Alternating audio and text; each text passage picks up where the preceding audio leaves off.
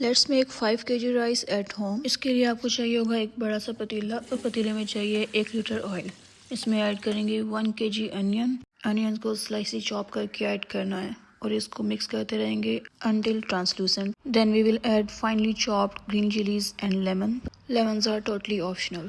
Mix it for 2 to 3 minutes and then add garam masala and its sabat. Mix it again.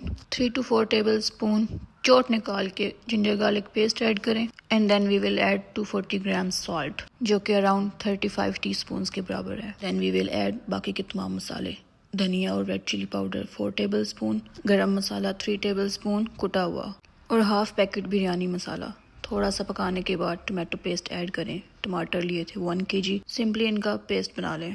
थोड़ी सी भुनाई कर लें। Then we will add चिक piece यानी कि उबले चने। चनों को बॉईल करते हुए भी 1 to 2 टीस्पून नमक ऐड करना है। फिर इसमें चनों का पानी भी ऐड करें और इसको मिला के टोटल 9 लीटर्स पानी ऐड करना है हमने। पानी को उबाल आ जाए तो 5 किलो चावल शामिल करेंगे जो पहले से भिगो दिए थे। कम से कम भी 1 घंटे के लिए ज़रूर भिगोएं।